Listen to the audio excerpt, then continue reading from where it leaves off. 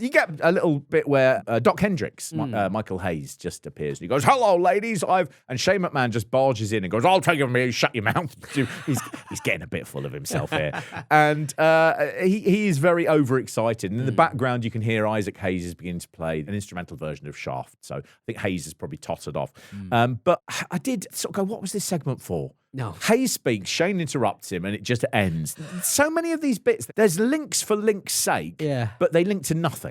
They don't help you in any way. They've got to recording time. It's like, we didn't write a script for any of this. They cut then, of course, to one of the sexiest moments, not just in wrestling, Pete, but ever committed to celluloid, which is Sable up on the balcony, and she is dancing effectively on her own, and Michael Cole comes over, and Sable is sort of dancing and ignoring him, but there's no one around her. There's no one around her. He sort of goes, what are you doing? Oh, you're really feeling it, aren't you, Sable?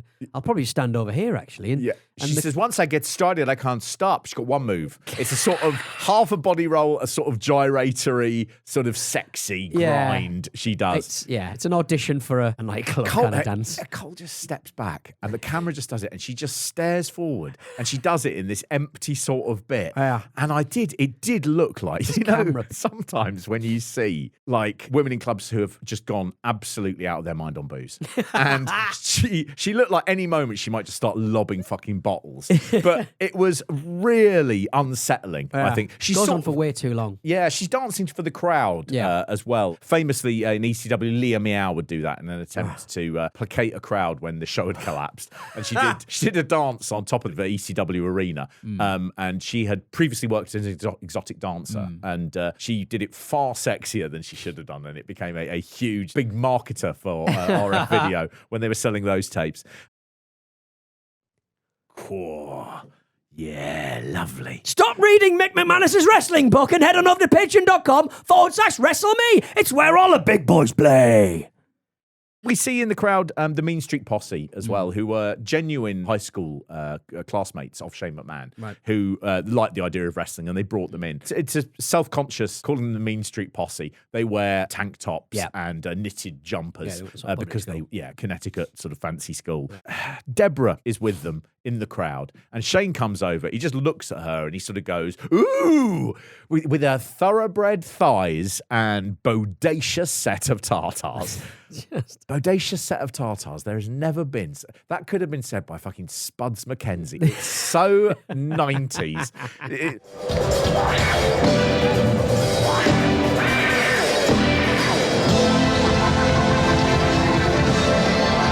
Oh my God! Deborah, you are looking F-I-N-E fun! Those thoroughbred thighs and those bodacious set of tatas. Let's kick it one! He does remind me a little bit of Poochie from The Simpsons. From The Simpsons, yeah. Because people who grew up with great wealth don't know what's cool frequently. No. They have to buy it in. That's it. And this is not cool. No. And then what happens is even less cool. So Shane begins doing a sort of grindy dance with Deborah. And then he steps out, and the audience just take his place. And there are these men, just these random short Philadelphian men, just grinding, beginning to swarm Deborah. And I get the impression the Mean Street Posse aren't sort of versed in the way of wrestling enough that you go fuck off her. And they just sort of go, oh, what's going on here? Take a step back. You see at this point a producer come in and he just waves his hand like, whoa, whoa, whoa, whoa, whoa, whoa. And they learn nothing, because then they do exactly the same later with two other women. They're just like, put them there. And the same guy who's grinding on Deborah has managed to get in to grind on one of the others. Absolutely nuts. You see, as we cut from that, the sign, Dave is a homo. That's there. There he is, good. And then Mick He's Foley. in the wrong show. There's a lot of dancing ladies. Dave is definitely not one of those guys, which is good, because you can then just rule out anyone called Dave as being needed for questioning. Mick Foley's music plays. He comes out with Socko on, and you know what he's going to do, Pete? He's going to give us a little smattering of stand-up. That's his stand-up. That's very pun-based, isn't it, Mark? It is. I'd also say it's kind of a low level. Anyway, I walked into a bar. I had Mr. Socko on my hand. The bartender says, "May I help you?" And Mr. Socko said, "Yeah, can you get this guy's hand out of my ass?" Waka waka.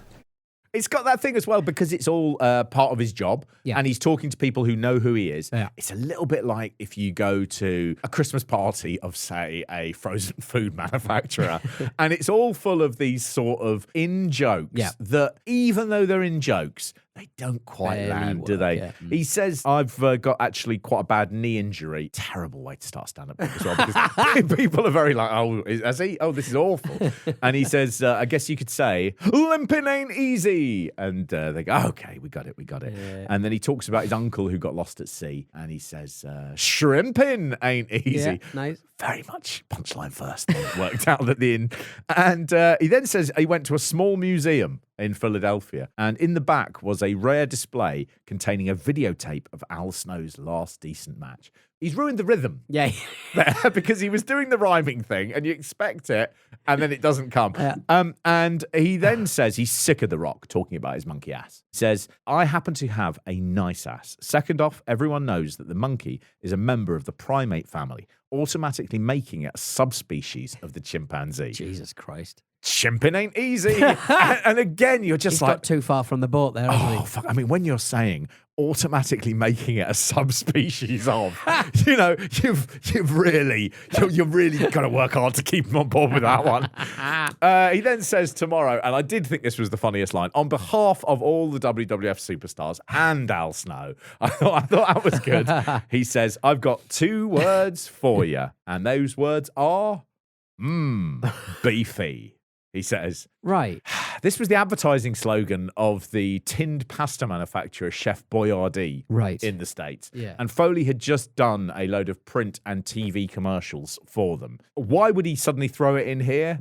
The reason is WrestleMania's Rage Party was sponsored by Chef Boyardee pasta. Nice, okay, The right. only refreshments available on the night were heavy pass. I mean, that's going to offset some of the drinking, I imagine. yeah, suppose. it's just slow people down. I mean, it's sort of what you want It's when you're in kind of what there, you want. know. But do you really want? If it does turn into a rage party, do you really want a a big bowl of? It's basically just napalm. You start throwing that around. Yeah, absolutely. Oh, but also Hot cheese. And if you eat it, you know, you're going to be weighed down by that. You're going to be sluggish. That's probably why they did it. Yeah. Give it up, says a very excited Shane McMahon, for Big Pun. He does a song about how he doesn't want to be a player no more. That's right. Yes, I do like the line. I'm not a player. I just fuck a lot. He just throws that out there, and it's like, I don't mind that. Don't mind that. There is a funny thing as well about, you do bring in Big Pun, and you probably say to him, don't swear, and he'll sort of go, I'm gonna swear. Gonna do what I do. We cut back to the Pretty Mean Sisters, Jackie and Terry, isn't it? Right. And that is where the same guy is just macking all over Terry. It's absolute. In fairness to her, she looks like she's giving as good as she gets. So, well done her. But that guy had an absolute, a nightmare man, and he had a really good night. The only man who had a good night at the fucking Rage Party. The worst man there. That guy needed some pasta. Oh. On Big Pun, do you know he was nearly 50 stones at his death? Really? 50 stone in weight. He was the same weight as Yokozuna. Jeez. And Yokozuna took 34 years to get there. Big Pun, 28. 28. I mean, that is an astonishing effort. I mean, that is amazing because he's big here. He's big, but he's not like, Yokozuna big, is he? Yeah, he's not like going to die big. No. Good Lord. Yeah. Maybe it's all that Chef Boyardee pasta. Maybe he got a taste for it. I'm afraid we've mucked up with the money, but we gotta there's a van full of Chef Boyardee that's going to follow you to your house. like that government cheese. We made too much. Now we got to put it in a big mine. Oh, Big Pun finishes, and DX's music starts, and everyone in the hangar is just looking around for where they're going to come from. That's such a shit entrance. That's right. They enter on an escalator. On a big Donald Trump style golden escalator. Yeah. He's just coming down they're just coming down a big escalator. It's such an underwhelming place for wrestlers to come down. It just says we're the baddest boys in the mall, doesn't it? And it's as slow as you'd imagine and as unspectacular. Again, that thing of when you first see it, you're like, They've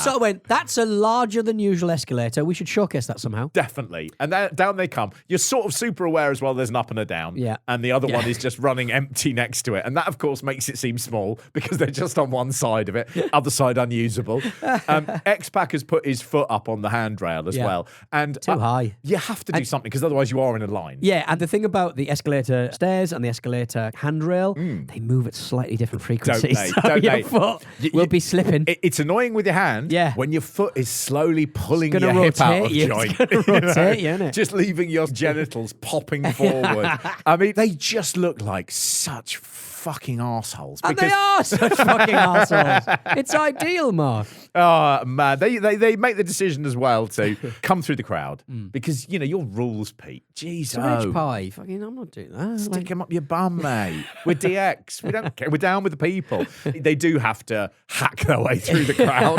I think there's one bit, there's a funny thing where there's a woman next to Triple H. And I was a bit like, oh, is that, you know, a partner or something as they're going through? But then she sort of, it's like he protects her for a bit, but at some point she's not there any longer. And he's a bit like, yeah, I'd love to protect her, but I've also got to get to the stage and it's not very easy. I mean, they are so over in this and they do get to the stage, fireworks go off. And what's really interesting about it is the crowd, their energy is matched by DX here. They're on the same sort of level. I mean, Road Dogg ends up shouting, let's kick this shiznit doggy style, which again, I mean, what is the most 90s line in this? Yeah, it could be that. And you're doing that in front of like quite cool people like Big Pun. Yeah, exactly. You know what I mean? Triple H getting on stage and going, make some noise up in this bitch, he says. And all of it sounds like you're trying too fucking hard. Yeah. But the crowd do absolutely love it. Billy Gunn is also wearing his casuals and he just looks like he's dressed as Gangrel. I like the fact that that's his like going out wear. Yeah. Now, if you're not down with DX, we got 2 words for you. Beat me.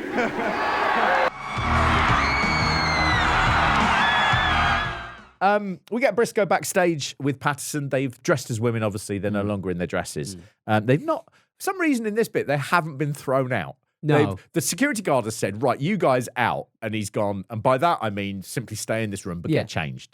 Get changed. He says, I will not be responsible for releasing you out into the world. Also, you know, I love to see you go and all of that. You know, maybe you just want to watch them change. This, I mean, to make sure. The weird thing about it is it's slightly ruined the thing that's going, which is they're trying to get in. Yeah. Now they are in, and they go, we got to get in. And you go, yeah, you have done it. You've done it. He's done it. Yeah. But there's a whole rack of grey jackets, and they go, brilliant, we've got them. And I was a bit like, that's not what the security guard was wearing. Why did the grey jacket get you in? The other thing is, before they dress as women, they are both wearing like grey jackets. I know. So Don't none of it makes sense. logically kind of put this one together. No. It's not logical. It cuts to, I would say, my favourite bit now, which is back up on the balcony, Vince McMahon. And Kane is staring, watching nothing. And Vince McMahon is shouting at him, going, oh, loosen up! Loosen up! Loosen up, pal! Loosen up. Loosen up, for Christ. Loosen up. It's a party. Loosen up. Absolutely brilliant. You're like this lady over here. Ooh. I don't like noise. I miss my wife. He's got an Elephant Man vibe about him in this game. He does, yeah. Sad and being put upon by fairground barkers. Patterson and Brisco then get up. They finally make it there because the grey jackets have somehow unlocked some kind of issue. Yeah. Don't know what it is. He asks them, Vince, where they've been. He then says, I need my briefcase from the car. And they're sent out again. And I was like, that's good. That's good. We're just back to the start. Yeah, back to having a nightmare night. We need one more vignette, please. Yeah, as he walks off, Vince just looks at Kane and just goes, loosen up, pal. Which I did like. Dave's a homo sign. And then we get Val Venus coming out in a towel, and he wants to introduce each and every one of the people there to a band who have a hell of a lot in common with the big Val Balski. Ladies and gentlemen, the Cherry Poppin' Daddies. The Cherry Poppin' Daddies.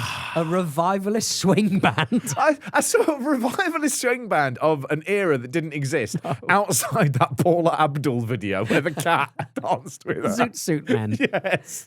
It's sort of like they've sat down and they've gone, we should be like a sort of like a jazz band from like the glory days of stomping at the Savoy, but in an alternate reality where it wasn't involving black people.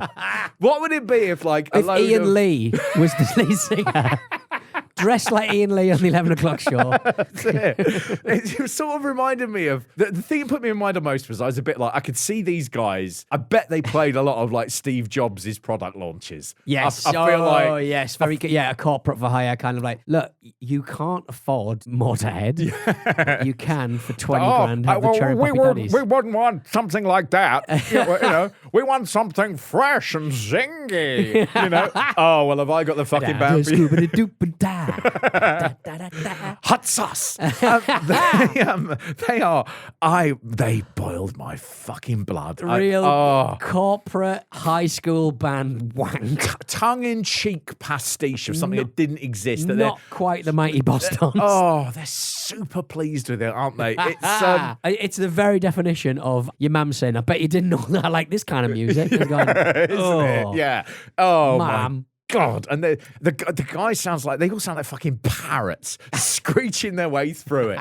And then anyone who's got a brass instrument is going, what's the third highest note this is capable of playing? Awful. Absolutely fucking terrible. It's the sort of music a pterodactyl would write. It really is. Squawky. It's or like Victorians would have thought was space music. The thing it put me into mind of it is so weirdly corporate and lacking any sort of actual passion. I got a zoot suit. I got a zoot suit. It reminds me of like the bands that MPs set up. Yeah, nice. Which is fronted by the economist Robert Peston. I don't know if you've ever come across Peston's band. There's something. Oh, can you imagine what Peston playing punk? Absolutely. I mean, hats off to the guy. It's the MasterChef man. No, we don't mention him anymore. No, the ones before, the Canadian bloke. He was in a punk band, wasn't he? But I think he was a bit more legit. The guy who does the Great Pottery Throwdown, he was in lots of early punk bands as well. And now he just cries over pots. You become very safe when you're in your old age. You do. I think he seems like a delightful guy. Right. Old punks. I've never watched it. Old punks go in two directions. Yeah. They either become really charming and really sweet. I think a good example of that would be Suggs. I know if you like new wave rather than punk. Yeah. But then they also go the other way where they're just fucking horrible.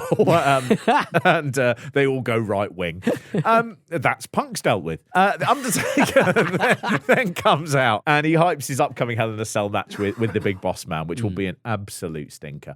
And this is very Route 1 Undertaker nonsense. Yeah. And there is a sort of odd thing here, which is he does reference, he looks at Vince McMahon and he talks about, I'm gonna do her. And this is basically a reference to an angle that will be coming up later in his in this year with Stephanie McMahon, where he has a black wedding with her. But at this point, Stephanie has not been introduced into the WWF. So it's a rare little Easter egg that no one would have known about. And they are obviously just sort of planting the seeds for why they chose to do it here where no one's listening. I had no idea. Brisco and Patterson are at the limo getting the suitcase. They set off the car alarm. That security guard is back. He's totally ineffective. Totally. He's at the door, then he's in the car park sort of, vestibule. Constantly seeing them saying, get out. It's like, dude, there is obviously a gap between you catching them and then getting them out. They've been in and then out again. Right, I've caught you now, out. And then he just walks off. Absolutely nuts. You don't see them on the telly. I like the bit about this is Brisco is just fed up with it by this point. He just crosses his hands and he just goes, let's call it a night. And he's ready to be arrested. I thought that was just absolutely charming. I really enjoyed it. Yeah, they saved these two. And then in comes Stone Cold. He is the final one. He comes out into the front of the building and heads for a different escalator. Oh, someone likes escalators, don't they? And the Cherry Poppin' Daddies come to the end of a song that we don't really hear. No. And the guy says, thanks for having us, WWE Rage Party. And he goes, are you ready? And there's just silence. That's also the intro to the DX. So he wasn't to know that. They don't seem like the sort of people who would be interested in wrestling, I've got to say. No, I don't think so. And certainly not at that time. Not the writers of their top 40 hit, Zoot Suit Riot. It was the fucking riot. The Daddies. Riot. There'd be a riot if you said I'm going to play their album. Get out of your house in a second. Their new album is called At the Pink Rat. The Pink Rat. Everything about them is just. I'm sure they're really nice nice people. Stone Cold's music hits, but everyone stays fairly silent. And the reason for that is they are just looking around to see where he is, because all they want to do is see him and touch him. And they're all sort of ready to pounce. Dave is a homo, comes out again. He has to lift it up. His arms this must be killing him at this point. I mean, credit to him. He's really dedicated put the hours in, hasn't he? to getting that horrible message across. Austin comes out onto the stage. He tells Rock to leave the nursery rhymes to Dr. Seuss, because tomorrow, and I really thought there was going to be some kind of Dr. Seuss pun here, but I mean, Stone Cold's above that. He says, Stone Cold will be on your ass. And again, just weird phrasing of it, Everyone's having a night off. Yeah. Someone unseen is obviously telling Austin that this is run over and he's got to wrap up. And Austin is talking and he just looks at the guy and he just goes, "You ain't got to roll me up, son. Shut up." Like that. And he then goes, "So I'm going to be doing that." And that's the, and as he hits that, they are like, play his theme music. Play his theme music. You ain't got to roll me up, son. Shut up. The bottom line is Stone Cold Steve Austin, the next World Wrestling Federation champion. And that's the bottom line, because Stone Cold said so. Don't try this with any other heavy-duty hand cleaner. Only new Castrol Super Clean Hand Cleaner removes dirt and grease without water and without towels. And I just Play thought, him off, keyboard Steve, cat. mate, the guy who's wrapping it up, right? He's doing his fucking job, all right? And you taking time out to go, don't do your job. If you hadn't have done that bit, you could have said, and that's the bottom line, because Stone Cold told, and they could have then played the music. Yep. So by kicking off and telling him he was doing wrong, You've been subjugated. You did yourself over, mate. Yep. You did yourself over. Greedy. Look, I mean, this is bad. This is bad. This is bad. It's bad. It's almost boring bad. Yeah, and I think it's a really good reminder that WWE just cannot do popular culture. No. They do not get it. And the idea that you sort of, Big Pun and the Cherry Popping Daddies are going to have any kind of crossover audience and that people just want to see unthought through, unscripted promos for a whole night. Absolutely dreadful. So, Peter, we're going to be back for a little bit more WrestleMania very soon. Yes, we will. So, look, until then, enjoy the Chef Boyardee pasta we have sent to all of your houses. So, are you going to have a Christmas dinner? But please don't eat it all and become 50 stone. You got another thing coming. You ain't got to roll me up, son. Shut up. The bottom line is Stone Cold Steve Austin, the next World Wrestling Federation champion. You damn right, because Stone Cold Steve Austin has been waiting around long enough. All you got to do is count 1, 2, 3, and that's the bottom line, because Stone Cold